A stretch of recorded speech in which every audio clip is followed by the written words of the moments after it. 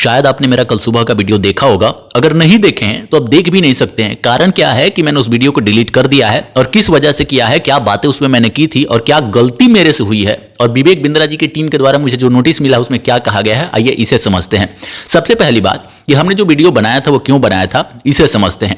संदीप माहेश्वरी जी के एक सेशन का वीडियो आप सभी देखे होंगे बहुत अच्छे तरीके से, इंडिया में बहुत लोग उसे देख भी रहे हैं, जिसमें बिग स्कैम एक्सपोज करने की बात कही गई है। साफ शब्दों में बहुत सारे क्लू मिले हैं, लेकिन उसमें किसी का नाम नहीं दिया गया है। मैंने क्या गलती कर दी थी कि उस वीडियो को देख करके मुझे जो लगा था, अपनी ओपिनियन, चूंकि मुझे लगा था कि अपनी बातों को रखने की स्वतंत्रता हर किसी को है, तो मुझे यह लग रहा है कि उनके बारे में चर्चा की जा रही होगी, ऐसा मैंने कह दिया था।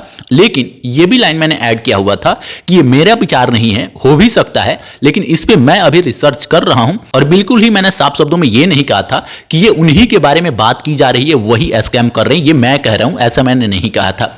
इसके बावजूद जैसे ही मेरा वीडियो अभी चलना शुरू हुआ था, लगभग 10,000 के आसपास व्यूज उसके पहुंचे होंगे। इसी बीच विवेक बिंद्रा जी की टीम के द्वारा मुझे एक नोटिस मिलता है जिसमें यह कहा जा रहा है कि देश के सबसे प्रतिष्ठित इंसान और बिजनेस के किसी भी तरीके से इंटेंशनली आपने प्रतिष्ठा का यह करने का प्रयास किया है, उनको नकारात्मक प्रभाव उस पर पड़ रहा है। इस वजह से आपसे जल्द से जल्द यह कहा जा रहा है कि आप वीडियो को डिलीट करें और साथ ही माफीनामा अपने चैनल पर जारी करें। इस वजह से मैंने तो उसी टाइम पहले तो वीडियो को प्राइवेट किया, क्योंकि सिंपल सी बात है, मुझे यह बिल्कुल नहीं लगा था कि विवेक बिंद्रा जैसा महान मोटिवेशनल स्पीकर, इन्फ्लुएंसर को मेरी कोई बात, इतने छोटे इन्फ्लुएंसर की बात, इतने छोटे यूट्यूबर की बात कभी प्रभावित कर सकती है, कभी उनकी इमेज पर थोड़ा भी गलत प्रभाव डाल सकता है, इसकी मुझे उम्मीद नहीं थी। मैंने तो अपना विचार ऐसे ही व्यक्त कर दिया था और मुझे उम्मीद भी नहीं थी कि विवेक बिंद्रा सर के टीम के पास या उनके पास मेरी वीडियो पहुंचेगी भी, क्योंकि मेरा ऑडियंस बेस उतना बड़ा नहीं है। लेकिन यह मुद्दा काफी आगे चला गया है और इसमें मैंने गलती यही की थी कि विवेक बिंद्रा सर के,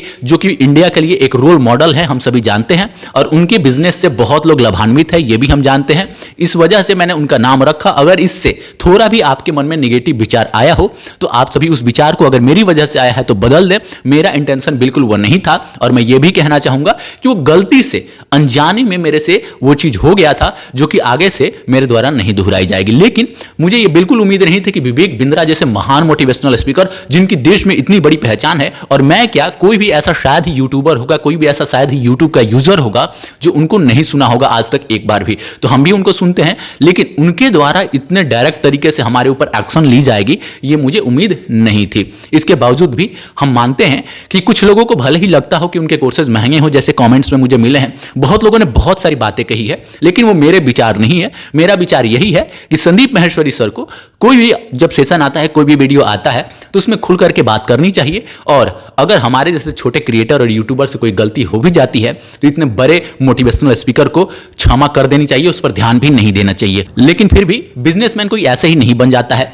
और अब सिर्फ मोटिवेशनल स्पीकर और यूट्यूबर नहीं रह गए हैं विवेक बिंद्रा जी, अब डॉक्टर विवेक बिंद्रा एक बड़ा बिजनेस के फाउंडर एंड सीईओ बन चुके हैं, एक बहुत बड़े बिजनेसमैन बन चुके हैं, और देश की सरकार के साथ भी उनका बहुत अच्छा सामंजस्य देखने को मिल रहा है, देश की जनता के साथ भी बहुत अच्छा सामंजस्य देखने को मिल रहा है। तो इस वजह से हमारे जैसे क्रिएटर्स की क्या औकात जो उनकी इमेज को कहीं से भी क्षति पहुंचा सके। लेकिन फिर भी अगर उन्हें ऐसा लगता है कि मेरी वजह से थोड़ा भी उनके ऊपर निगेटिव प्रभाव पड़ा होगा, तो उसके लिए हम क्षमा मांगते हैं उनके और उनके सुनने वाले, चाहने वाले लोगों से और उनके टीम से। इसके साथ ही अगर मेरी वजह से कुछ आप सभी के मन में भी उनके लिए कुछ निगेटिविटी आई हो तो आप सभी उसको निकाल दे। लेकिन आप सभी अपने विचार इस कमेंट में जरूर डालें, क्योंकि मेरा इंटेंशन बिल्कुल ये नहीं था कि वो किसी भी तरीके का स्कैम कर रहे हैं, किसी भी तरीके की गड़बड़ी कर रहे हैं। मैंने तो बस वही बताया था जो संदीप माहेश्वरी सर के वीडियो में बताया गया था, लेकिन जो क्लू मिले हैं उसके आधार पर मैंने अपना विचार प्रकट कर दिया था कि ये हो सकते हैं। लेकिन इस पर हम रिसर्च कर रहे हैं, आगे इस पर भी हम चर्चा करेंगे। लेकिन तुरंत जिस तरीके से एक्शन लिया गया, मुझे माफी मांगने को भी कहा गया, मैं माफी बिल्कुल मांग रहा हूं, मेरे से गलती अनजाने में हुई है, मैं इस चीज को एक्सेप्ट करता हूं। लेकिन यह भी आग्रह करता हूं संदीप माहेश्वरी जी से कि अगर जो भी बातें आप कर रहे हैं, देश को बचाने के लिए आप कुछ भी प्रयास कर रहे हैं, तो प्लीज सारी बातें सामने आकर के रखी जाए। हमारे जैसे क्रिएटर्स अगर उस पर कुछ दिमाग लगाते हैं तो यह गलत है। हो सकता है कोई और हो सकता है कोई और हो, लेकिन किसी अच्छे इंसान की इमेज अगर आपकी वीडियो की वजह से सुनकर के हमारी वजह से भी खराब हो रहा है तो ये देश के लिए खतरनाक है। तो रियल स्कैम का खुलासा होना चाहिए। मुझे नहीं पता वो कौन है, लेकिन होना चाहिए। जो भी मैंने क्लू लगाया था वो गलत साबित हुआ। आप अगर सही तरीके से इस देश और समाज के लिए खड़े रहते हैं, इस देश में आपका बहुत बड़ा योगदान जो है, जो हमेशा से देखा जाता है, तो आपको सामने आकर के इस बात को जरूर रखनी चाहिए। क्षमा मांगते हैं फिर से आप सभी से और विवेक बिंद्रा जी की टीम से। धन्यवाद।